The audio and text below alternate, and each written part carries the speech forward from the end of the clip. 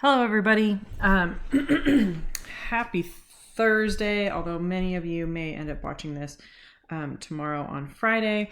I wanted to just check in a little bit since my last video, and also similar to my last video, kind of give you the big picture for the next couple weeks. So as I mentioned in my last video, each day in the daily agenda, you would be given pages to read, questions to answer. I said you could handwrite these, or you could type them into a Google document. When it was first assigned, I told you what to label that Google document.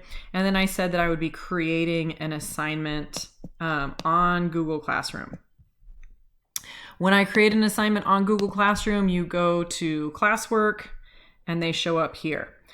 I create these to show up on the day that they're due. If I post them on the day that I assign them, half the class is confused and wondering why something's due that you haven't finished. And so I understand that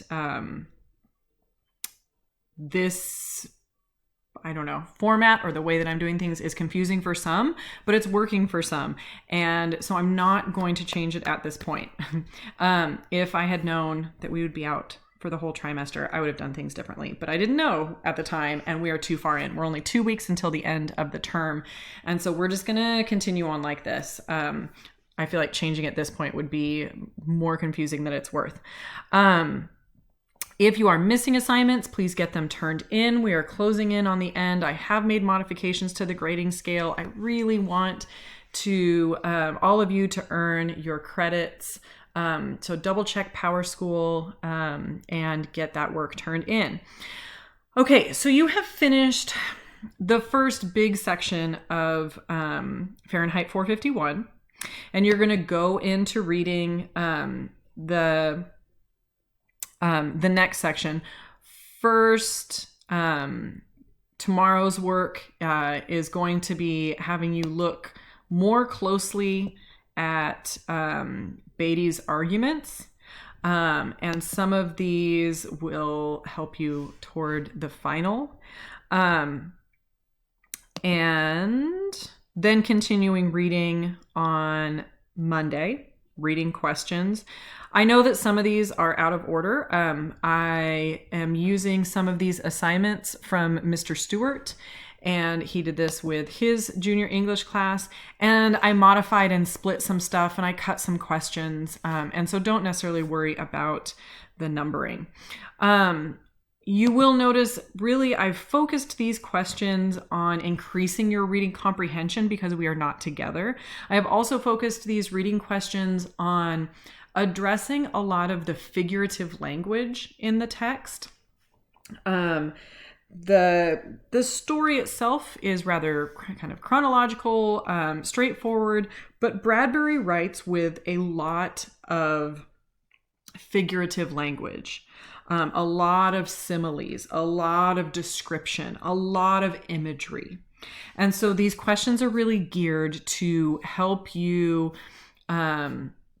stay on track with what's happening in the story. So we have additional questions as well as what you're reading. And then you will finish the book next Friday and turn in reading questions section 2 under, and I will create this assignment. It'll show up next Friday, and it'll show up in the classwork on Google Classroom. Finally, what I wanted to give you a heads up on right now is your final essay topic. You will be picking one. I meant to type that in earlier. You will pick one essay topic for your final essay.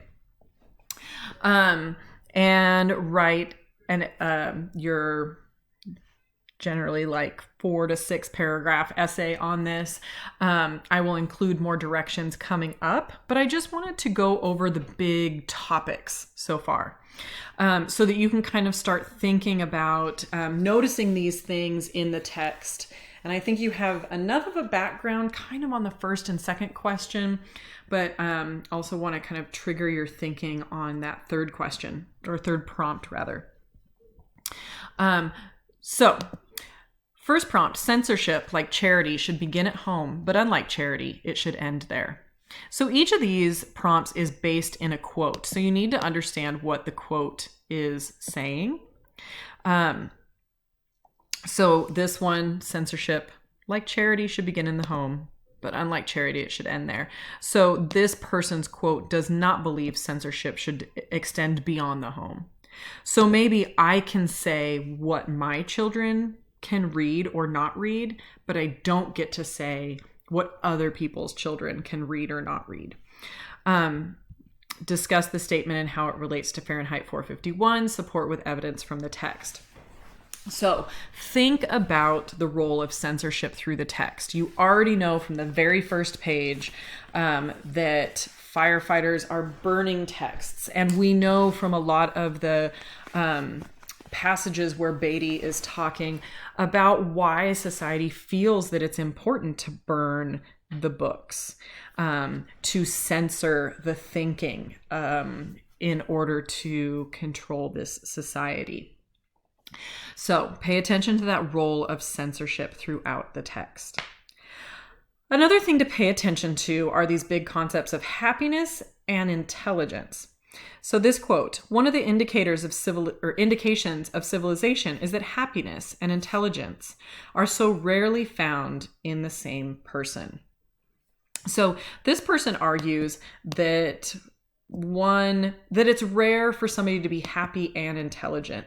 It implies that with intelligence comes a certain amount of maybe unhappiness. Maybe you know too much about what's going on in the world. Maybe you know too much about the current pandemic. Maybe you know too much about global warming. Maybe you know too much about, I don't know, human trafficking or the polluted oceans, or, with this intelligence, maybe that chips away at our happiness. And then there's that quote, ignorance is bliss. So this also kind of presupposes that idea that what you don't know isn't going to bum you out. And so happiness can kind of come with that. So we understand our quote and then justify this statement with regards to 451. And use a character from the novel to support your argument. So this is a really interesting one when we consider people like Montag, who at the beginning is so certain with his place in society. And then he meets Clarice and it just implodes. His intelligence increases, but does his happiness? Are those two things at odds with each other for Guy Montag? Clarice, is she able to have happiness and intelligence at the same time? Or kind of conversely, so those two, Clarice and Guy Montag, may speak a little bit more to intelligence. We see Montag gain intelligence, gain insight throughout the book. Clarice seems to have it. As soon as we meet her, we see it, we know it. But how about like Montag's wife, Millie? She seems to lack intelligence. She's just surrounded by her walls of TVs and her quote unquote family. But she seems content. Maybe it's not quite happiness. I don't know. You could kind of argue either way. What about Chief Beatty? Where does he fall kind of on this? I don't know, the relationship between these two or this continuum. So think about those characters. Do any stand out as supporting this assertion or refuting it? Okay, and finally, just the role of books. And this is going to kind of increasingly, as you head into this second half of the novel, paying attention to this. Where they burn books, they will end in burning human beings. So we have historical evidence of this. The Nazi regime very famously burned books and very famously burned human beings. And in Fahrenheit 451, we see this fairly early in the book when the old woman refuses to leave her home, and they are going to burn the books and they are going to burn the old woman. So analyze the meaning of this statement. So that's asking you to kind of look deeper, and books being like a metaphor for the role of knowledge or intelligence or critical thinking. So when they burn books, when they don't want you thinking for yourself, they will end in burning human beings. And again, the burning can be literal or it can be metaphorical. They will oppress you. If you've read other dystopian novels, if you've read 1984, if you've read Animal Farm, you see this kind of dystopian theme played out on the page, as throughout history we have seen some evidence of this played out. Agree or disagree and use evidence from the text. So I will post some more specifics about the essay. It'll be similar to the last one in length, using some text evidence. I'll post up an outline. And so we'll go over this and I'll host a Zoom where we can talk about it as it gets closer. But I wanted to give this to you now that you have a foundation of the first part of the book and you're heading into the second part of the book. You can kind of start ruminating. Which of these prompts speaks to you?